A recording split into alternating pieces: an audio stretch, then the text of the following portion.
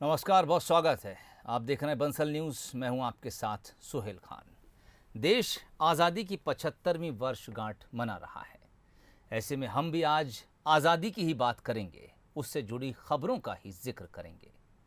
15 अगस्त से ठीक 2 दिन पहले छत्तीसगढ़ के सबसे सुदूर और नक्सल प्रभावित बीजापुर जिले के 3 गांव के बच्चों को पढ़ने की आज़ादी मिल गई।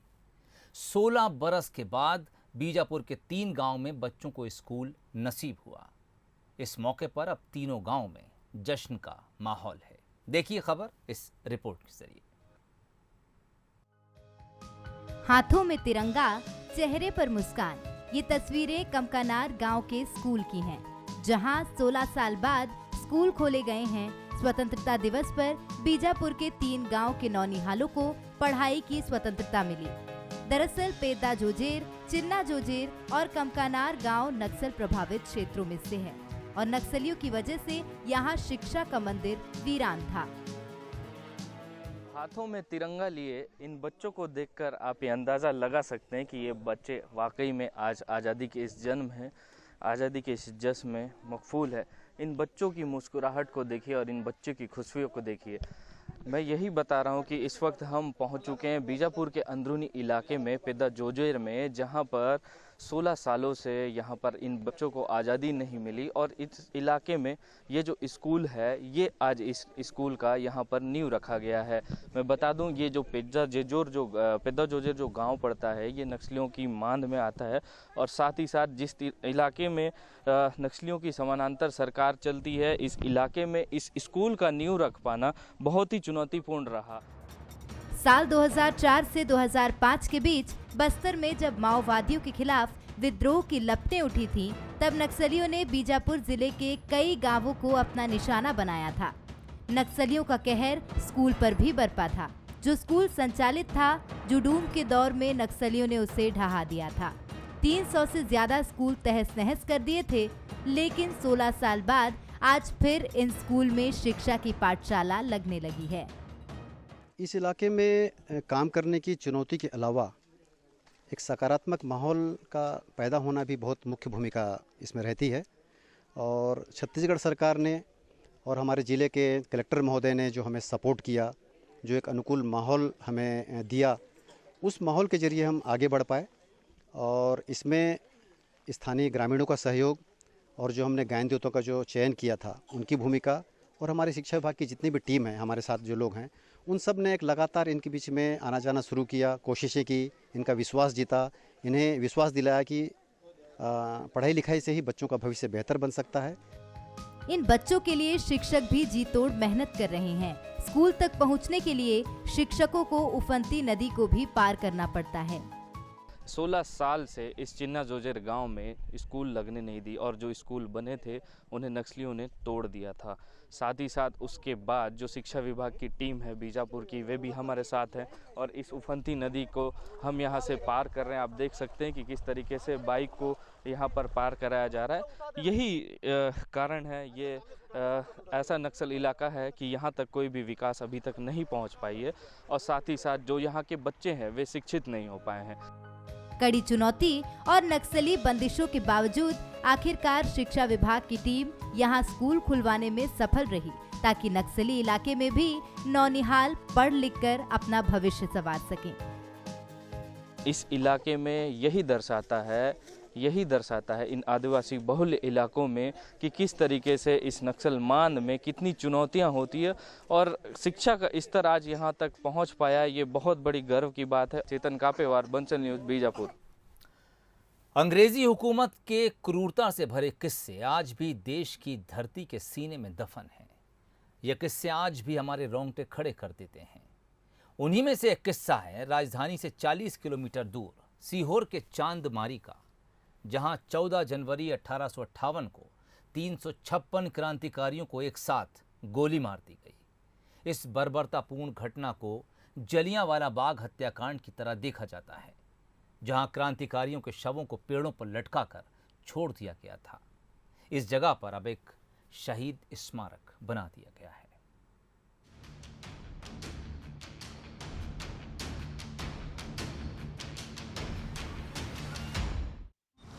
दुश्मनों की गोलियों का डटकर सामना करेंगे, आजाद जिए हैं आजाद ही मरेंगे। दोस्तों, अंग्रेजी हुकूमत के ऐसे कई क्रूरता भरे किस्से हैं जो आज भी इस धरती के सीने में दफन है। जलियांवाला बाग हत्याकांड की अगर हम बात करें, उसको आज भी हम सोचते हैं तो एक सीने में दर्द होता है। जलियांवाला बाग हत्याकांड वो हत्याकांड है जिसको सोचकर आज भी रूह कांप जाती है। और ऐसी ही एक घटना राजधानी भोपाल से 40 किलोमीटर दूर इस गांव में हुई थी, जहां पर एक साथ 356 क्रांतिकारियों को गोली मार दी गई थी। तो चलिए आज आपको लिए चलते हैं उस जगह पर जहां एक साथ इतने सारे क्रांतिकारियों ने अपना खून बहाया था।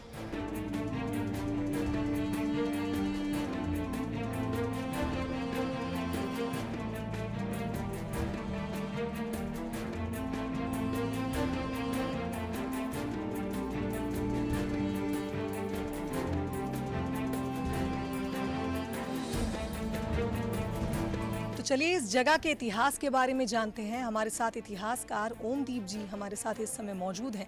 उनसे जानते हैं कि आखिर 14 जनवरी 1858 के दिन यहाँ क्या हुआ था। सर, आपसे जानना चाहेंगे वो क्या घटनाक्रम यहाँ पर घटित हुआ था आज से इतने साल पहले। ये घटना जो हुई उसके पीछे की कुछ कहानियाँ होती हैं। वो सीहोर से भी इसी तरह की घटना हुई और यहाँ से अंग्रेजों को भगा दिया गया। उसी समय इनके नेतृत्व के अंदर महावीर कोट के साथियों के साथ में नेतृत्व के अंदर सिपाहियों ने 6 महीने के लिए यहाँ एक स्वतंत्र सरकार जो अपने प्रजातांत्रिक मूल्यों के साथ थी, सारे विभागों को एक साथ लेके वो चल रही थी ताकि हर तरह के लोग जो हैं उसके अंदर इन्वॉल्व हों और डेमोक्रेटिक पैटर्न के ऊपर। तो यहाँ सीहोर के अंदर सिपाही बहादुर सरकार का गठन किया गया। लेकिन अब क्योंकि ये बात शाहजहाँ बेगम जो जिनको ये राज दिया गया था वो थी बच्ची, इनका सरपरस्त बन गई सिकंदर जहाँ बेगम।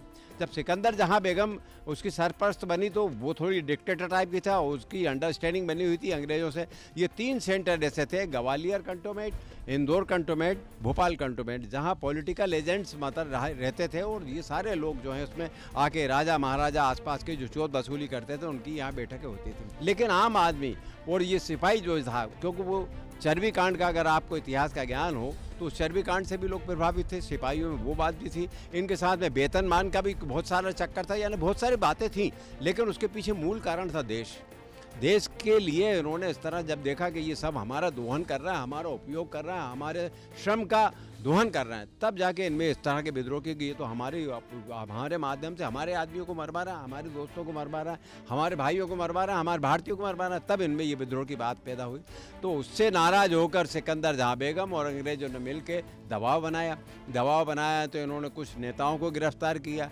उसमें ये सारे लोग थे, तो 356 लोग टोटल अगर हम गिने, उससे भी ज़्यादा हो सकते हैं। तो मेरे ख्याल से उन लोगों को धीरे धीरे करके षड्यंत्रों के माध्यम से फंसाया गया और एक साथ लेकर 356 लोगों को यहाँ पे फांसी चला दी गई, गोलियों से भून दिया गया।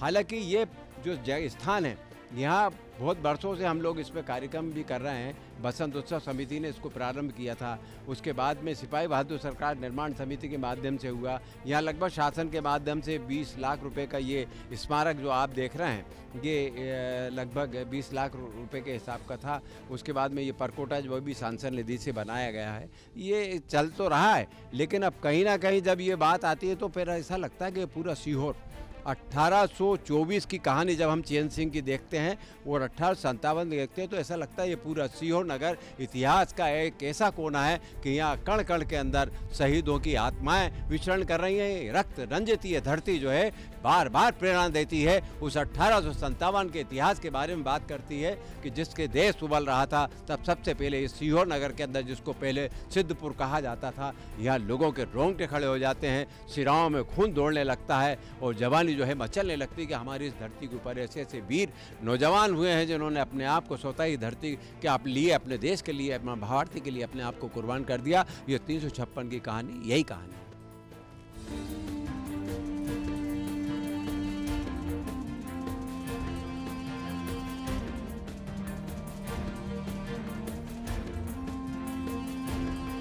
तो तो दोस्तों आज हमारे साथ हैं आनंद गांधी जी, जो हमें बताएंगे इस जगह से जुड़ी ऐतिहासिक बातें, और वो ये भी बताएंगे कि गुमनामी की भेंट चढ़ी ये जगह किस तरह से वापस से लाइमलाइट में आई, किस तरह से सरकार ने इस जगह को एक बार फिर विकसित किया। आपसे जानना चाहेंगे, अगर इस जगह के इतिहास के बारे में बात करें, ये शहीद स्मारक बनाया गया है, किस तरह से ये गुमनामी की भेंट चढ़ी जगह एक बार फिर विकास की ओर आगे बढ़ी?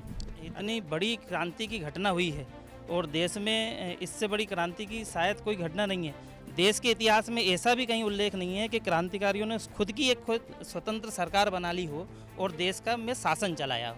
तो इतने बड़े इतिहास को जब हमने सरकार के समक्ष प्रस्तुत करा तो पिछले कुछ समय पहले हमको सांसद महोदय से एक निधि मिली और वो उसके 1858 के क्रांतिकारियों के लिए एक शहीद समाधि स्थल बनाया गया। इसकी लागत करीब 20 लाख रुपये आई है।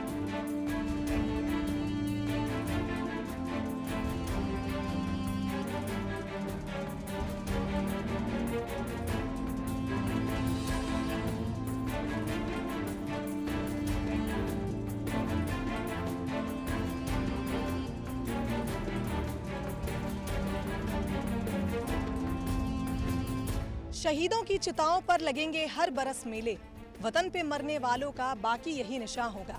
वतन पे मिट जाने वाले उन क्रांतिकारियों को इतिहास के पन्नों में तो वो जगह नहीं मिली जिसके वो हकदार थे, लेकिन बंसल न्यूज उन सभी वीर सपूतों को नमन करता है। कैमरामैन भारत बुंदेला के साथ शुभांगी सिंह, बंसल न्यूज, सीहोर। जबलपुर संस्कार धानी का इतिहास देश की आज़ादी से जुड़े क्रांतिकारियों से भरा हुआ है। ऐसी ही एक कहानी है क्रांतिकारियों की ट्रेनिंग और पनाहगाह की, जब 23 दिसंबर 1913 में हुए एक अंग्रेजी अफसर पर हमले की पूरी कहानी मदन महल की पहाड़ियों पर लिखी गई थी। देखिए ये खास रिपोर्ट।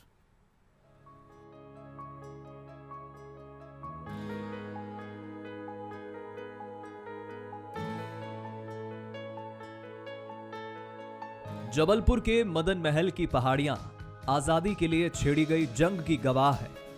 यहाँ की चट्टानों ने कभी क्रांतिकारियों को पनाह दी थी ताकि वो अंग्रेजी हुकूमत को हिला सकें। यही वो पत्थर और झाड़ियां हैं जिनके पीछे छिपकर आजादी के दीवानों ने अंग्रेजों से लोहा लेने की योजना बनाई थी। इतिहास के जानकार बताते हैं, पहले स्वतंत्रता संग्राम के बाद से ही शहर में क्रांतिकारी आंदोलन की सुगबुगाहट तेज हो गई थी। 1912 में दिल्ली में अंग्रेज अफसर पर हुए हमले की पटकथा यहीं लिखी गई थी और क्रांतिकारियों ने इसी मदन महल पहाड़ी पर हमले की रिहर्सल की थी। ये लोग सब लोग जो है दिल्ली की ओर रवाना हो गए और ये पूरा का पूरा जो रिहर्सल था यहाँ पर पूरा 6 माह चला और 6 माह के रिहर्सल के बाद ये दिल्ली पहुँचे। आखिरकार वो दिन आया और 23 दिसंबर 1912 को लॉर्ड हार्डिंग की सवारी जब निकली तो चांदनी चौक में बसंत कुमार विश्वास जो जिनको ट्रेनिंग दी गई थी वो स्त्री के वेश में थे और उन्होंने जो है बम फेंका और चारों तरफ धुआं उड़ गया, महावत मारा गया। लॉर्ड हार्डिंग को गंभीर चोटें आईं, इवन उनके सिर, पैर और कंधे की मसल्स पूरी फट गई थी और कई सैनिक उस पर मारे गए। वायसराय लॉर्ड हार्डिंग बड़े अंग्रेजी अफसर थे। लॉर्ड हार्डिंग पर हमला 23 दिसंबर 1912 को दिल्ली के चांदनी चौक पर जुलूस के दौरान हुआ था। क्रांतिकारियों ने बम फेंककर लॉर्ड हार्डिंग की हत्या करने की कोशिश की थी। इस हमले में लॉर्ड हार्डिंग गंभीर रूप से घायल हुए थे और उनके महावत की मौत हो गई थी। हमला रास बिहारी बोस के निर्देश में हुआ था। इस हमले के आरोप में बसंत कुमार विश्वास, बाल मुकुंद अवध बिहारी और मास्टर अमीर चंद को फांसी की सजा दी गई थी, जबकि राज बिहारी बोस गिरफ्तारी से बचकर जापान फरार हो गए थे। इसके अलावा मदन महल की पहाड़ियां क्रांतिकारियों के छिपने और उनके हथियारों को छिपाने के लिए सबसे महफूज जगह थी। महान क्रांतिकारी चंद्रशेखर आजाद ने भी कुछ वक्त इन पहाड़ियों में बिताया था। एक्चुअली में दुनिया का सबसे छोटा और सबसे सुसज्जित किला माना जाता है मदन महल का किला, क्योंकि वो 2 रॉक्स पर बना हुआ है और उसके साथ वो वॉच टावर के नाम से प्रसिद्ध था।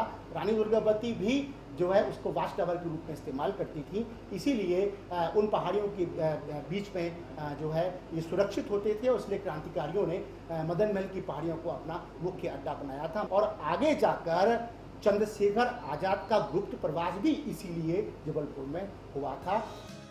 मदन महल की पहाड़ियों से आजादी और क्रांतिकारियों का गहरा नाता है। जब इन पहाड़ियों ने सुरक्षा कवच बनकर क्रांतिकारियों को पनाह दी थी।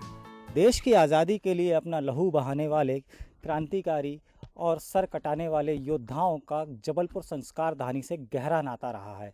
चाहे बात हो शंकर शाह रघुनाथ शाह की, चाहे वीरांगना रानी दुर्गावती की, या बात करें त्रिपुरी आंदोलन की, जिसकी संस्कार धानी जबलपुर से ही शुरुआत हुई थी।